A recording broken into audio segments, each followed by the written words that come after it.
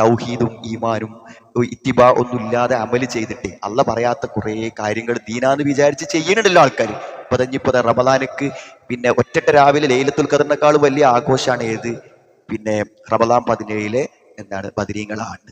ആൾക്കാർ എന്തൊരു പരിപാടിയായിട്ട് റമദാനൊക്കെ അത് ഓരോ പള്ളിക്ക് ചെന്ന് ആ പള്ളിക്ക് റമദാന്റെ 30 ദിവസത്തിൽ നടന്ന ഏറ്റവും വലിയ പരിപാടി ആ പരിപാടിയൊക്കെ. അപ്പോൾ അള്ളാഹുവിന്റെ അടുക്കൽ ശിർക്കായ എല്ലാ അമലും ബാത്തിലാക്കുന്ന നോറ്റ നോമ്പ് മുഴുവൻ പോകുന്ന ഒരു പരിപാടിയാണ്. അതിപ്പോ ആർക്കും പറഞ്ഞാൽ മനസ്സിലാക്കാൻ വലിയ ബുദ്ധിമുട്ടൊന്നുമില്ല. ഇപ്പൊ നമ്മള് ഇന്ന് നോമ്പറക്കാൻ വേണ്ടിയിട്ട് ഇപ്പൊ നമ്മള് ഇറച്ചി വാങ്ങൂല. അപ്പൊ ആ ഇറച്ചി ഇപ്പൊ ഒരു കുട്ടി അഥവാ എനിക്ക് ബീഫ് വേണ്ട, എനിക്ക് വാസന പറ്റില്ല, എന്നു തിന്നണ്ട, എനിക്കൊരു കോഴിമുട്ട പുഴുങ്ങി തരാന്ന് എന്തെങ്കിലും പറഞ്ഞില്ലേ നമ്മള്.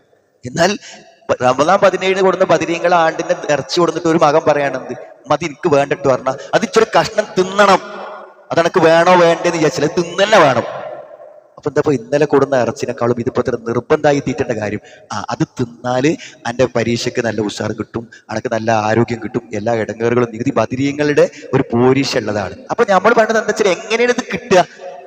ഈ ഇറച്ചി വന്ന് എങ്ങനെ ഇത് കിട്ടുക? ആ ഇറച്ചി അള്ളാഹ്ക്ക് വേണ്ടി അർത്ഥമല്ല, അത് ബദരീങ്ങൾക്ക് വേണ്ടി അർത്ഥമാണ്. അതുകൊണ്ട് ബദരീങ്ങൾ എന്ത് ചെയ്യും? നമ്മുടെ ജീവിതത്തിൽ ഇടപെടും. എങ്ങനെ ഇടപെടും? മരിച്ചുപോയ ആൾക്കാർ സ്വഹാബത്ത് എങ്ങനെ ഇടപെടും? അള്ള ഇടപെടുന്ന പോലെ ഇടപെടും. അതിനല്ലേ ശിർക്ക് പറയാം. അള്ള എങ്ങനെ ഇടപെടുക അതേപോലെ ഇടപെടും എന്ന് വിശ്വസിച്ചിരിക്കുകയാണ് ഞാൻ പറഞ്ഞത്. അങ്ങനത്തെ കാര്യങ്ങൾ ചെയ്യുന്ന ആളുകളെ കുറിച്ചാണ് ഈ പ്രവർത്തിച്ചിട്ട് നഷ്ടപ്പെടുക എന്നുള്ളത്. അങ്ങനെ തന്നെയാണ്. പക്ഷെ അതിന് ശേഷം പറയുന്നത് എന്താ അറിയോ? ഉലൈകല്ലദീന കഫറൂ ബിആയാതി റബ്ബിഹിം വലിഖാഇ فحبطت أعمالهم فلا نقيم لهم يوم القيامة وزنا ذلك جزاؤهم بما كفروا واتخذوا آياتي ورسلي هزوا. അള്ളാഹുവിൽ വിശ്വസിക്കാത്ത ആൾക്കാർ, റസൂൽ വിശ്വസിക്കാത്ത ആൾക്കാർ എന്ന് പറഞ്ഞാൽ ഈ ദീൻ ഒന്നുമില്ലാത്ത ആൾക്കാർ, ഈ ദീനിനെ കുറിച്ച് ഒരു അറിവുമില്ലാത്ത ആൾക്കാർ, കടുത്ത നിഷേധികൾ, അവരുടെ പ്രവർത്തനങ്ങളെല്ലാം വെറുതെ ആയി പോകുന്നതാണ്. അതിന്റെ അർത്ഥം എന്താ അറിയോ?